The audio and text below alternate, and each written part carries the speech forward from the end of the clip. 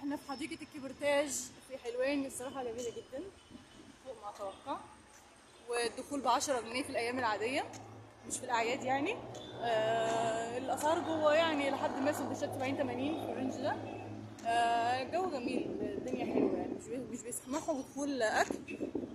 لكن ممكن تخبوا حاجة في جيوبكم عادي. الجو جميل جدا الصراحة، والعجل نص ساعة ب40 جنيه. لما خدنا العجل اتبسطنا جدا يعني، عمل جو حلو صراحة يعني. فانصحكم بيها. وجوه حديقة الكبرتاج في حاجة اسمها حديقة طوكيو، ماشي. برضو الدخول ليها مجانا، نخشها دلوقتي نشوف بقى ايه. دي بقى حديقة طوكيو،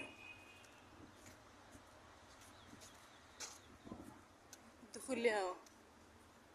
حديقة طوكيو نكتشف الذهب، حديقة جوه حديقة. صراحة المكان هنا جميل جدا جدا جدا، وبالذات لما يكون رايق كده هون، تحس انك في اوروبا والله مش في مصر. صح يا نورو؟ في آسيا. كأنك في اوروبا والله. في آسيا يا ماما. الاماكن دي موجودة في تركيا يعني، في آسيا. ده الطبيعي هناك. في آسيا يا ماما. بصي كأنها غابة، بصي في النور اللي انت كنت عايزاه. صراحة بجد والله العظيم رائعة. فيها شلالات هنا اهو. الله، بصي الشلال ده، ووهو. شلال صغير وبحيرة، والله العظيم كأننا في أوروبا، لولا بس الناس الأشكال بس مختلفة. مو لكن آسيا. آسيا اه. يا بنت شبه تركيا جدا. مو الطرد الياباني. صراحة تحفة تحفة تحفة. أنا أرجح، عارفين كده في حديقة في مدينتي، معرفش حديقة الأسرة ولا بتاع، والله تضربها بالبتاع، حلوة جدا. نورو، صراحة مكان مذهل، أنا مستمتعة جدا. ده في بلدنا يا جماعة، بلدنا حلوة يا جماعة، بس احنا ما نعرفش.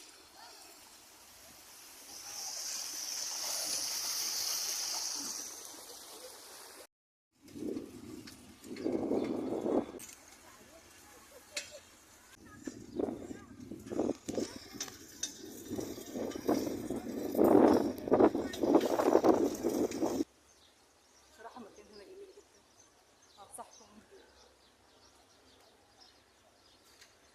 يا جماعة احنا في مصر ولا في أوروبا؟ ايه الجمال ده؟ مصر جميلة كده ليه؟ ولا تقولي لي مدينتي ولا تقولي حديقة الأسرة. واو، واحنا في مصر؟ يا جماعة احنا بلدنا حلوة أوي، بس احنا مش بنشوفها أو متعرفناش عليها. حسبي يا نور يطلع لك تمساح. ايه ده؟ مش مصدقة اللي أنا شايفاه والله العظيم، مكان جميل جدا، مش مصدقة اللي أنا شايفاه. حلوة حلوة.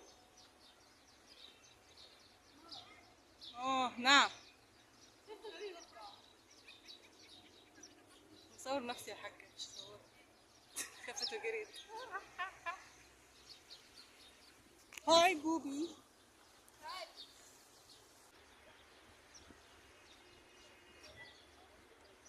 اوعى تقعوا بس، حاسبوا المية دي أكيد مش نضيفة.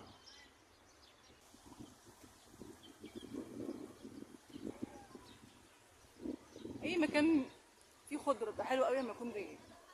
في الأعياد الأماكن دي رغم إن هي جميلة جدا، بس مش هتشوفوا جمل، لازم تكون المكان رايق. بصوا يا جماعة كده يا